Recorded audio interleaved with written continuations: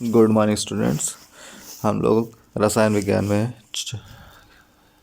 चौथा chapter carbon तथा इसके यौगिक का अध्ययन कर रहे थे, जिसमें पिछली क्लास में हम लोगों ने संतृप्त तथा असंतृप्त सैचुरेटेड और अनसैचुरेटेड हाइड्रोकार्बन का अध्ययन किया था, जिसमें आज कुछ प्रमुख यौगिकों की संरचना सूत्र, किस प्रकार से कार्बनिक यौगिकों का संरचना सूत्र या इलेक्ट्रॉन बिंदु संरचना सूत्र बनता है, इसका अध्ययन करेंगे।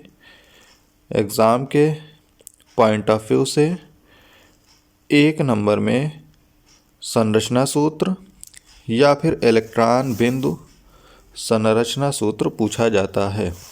सबसे पहले एथेन या C2H6 इसका संरचना सूत्र और इलेक्ट्रॉन बिंदु संरचना सूत्र देखते हैं किस प्रकार से बनता है।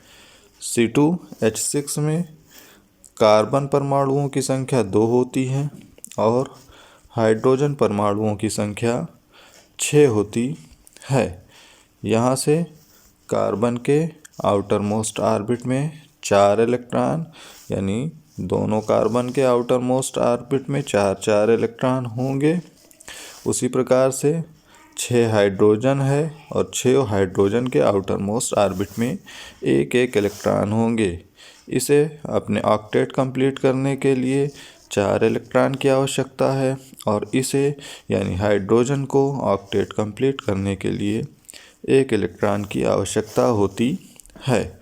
तो यहाँ से तीनों हाइड्रोजन इस कार्बन से 1 इलेक्ट्रॉन की साझेदारी करते हैं और सहसंयोजकता के अंतर्गत जब एक तत्व या एक परमाणु किसी दूसरे तत्व या परमाणु से इलेक्ट्रॉन की साझेदारी करता है तो दूसरा तत्व या परमाणु भी उन तत्वों से बराबर की साझेदारी करता है। तो यहाँ हाइड्रोजन ने कार्बन से 1 इलेक्ट्रॉन की साझेदारी की, तो कार्बन भी तीनों हाइड्रोजन से 1 इलेक्ट्रॉन की साझेदारी करेगा।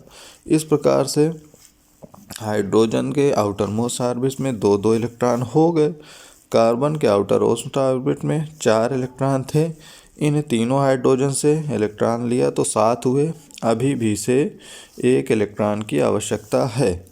तो ये कार्बन इस कार्बन से 1 इलेक्ट्रॉन ग्रहण करके अपने ऑक्टेट कंप्लीट कर लेगा। जब इसने इससे लिया तो ये कार्बन भी इस कार्बन से 1 इलेक्ट्रॉन लेगा, तो इसके हो जाएंगे 5। 1 2 3 ये तीनों हाइड्रोजन से लेगा 1 इलेक्ट्रॉन, तो इस कार्बन के आउटर मोस्ट ऑर्बिट में हो जाएंगे 8 इलेक्ट्रॉन। इस प्रकार से कार्बन और 6 हाइड्रोजन के आउटर मोस्ट ऑर्बिट कंप्लीट हो गए। ये जो C2H6 की संरचना प्राप्त हुई, इसे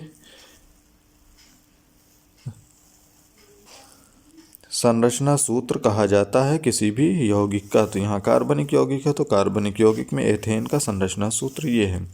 अब यहाँ से इलेक्ट्रॉन बिंदु संरचना सूत्र है। इलेक्ट्रॉन बिंदु संरचना सूत्र का मतलब होता है कि जितने भी परमाणु पार्टिसिपेट कर रहे हैं, भाग ले रहे हैं, उन परमाणुओं के बीच कितने कितने इलेक्ट्रॉनों की आपस में साझेदारी हुई है और कोवैलेंट बॉन्ड का निर्माण हुआ है, उस इलेक्ट्रॉन्स को दर्शाना है। इसके लिए सभी हाइड्रोजन और कार्बन परमाणुओं को जिस प्रकार से संरचना सूत्र लिखा जाता है, यहाँ बॉन्डिंग नहीं प्रदर्शित करते, सिर्फ इलेक्ट्रॉन छोटे छोटे गोले के रूप में प्रदर्शित कर देते हैं। यहाँ देखिए, ये हाइड्रोजन का ये जो गोला है, इसमें 1 और 2 इलेक्ट्रॉन, इस हाइड्रोजन के गोले में 1 और 2 इलेक्ट्रॉन।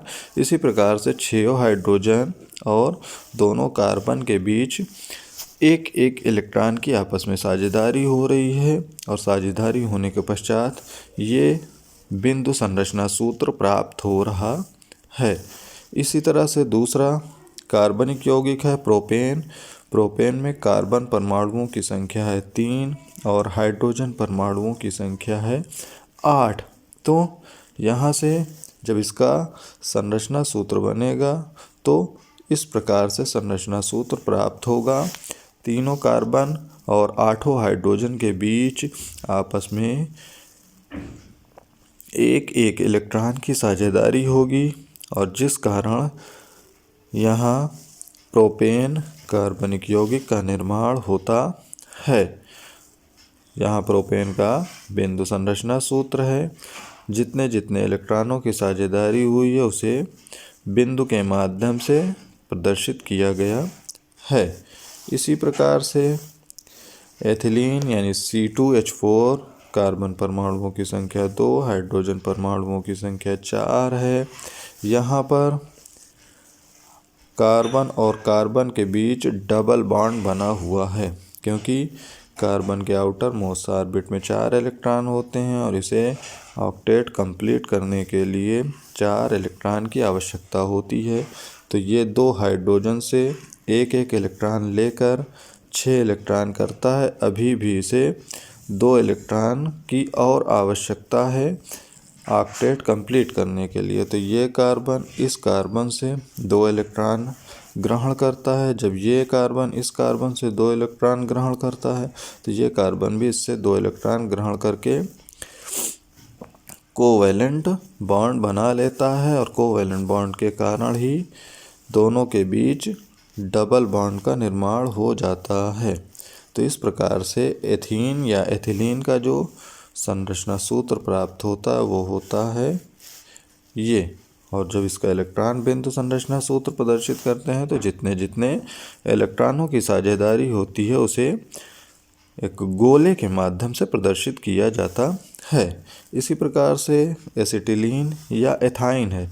इसमें कार्बन परमाणुओं की संख्या 2 और हाइड्रोजन परमाणुओं की संख्या भी 2 होती है। यहाँ से जब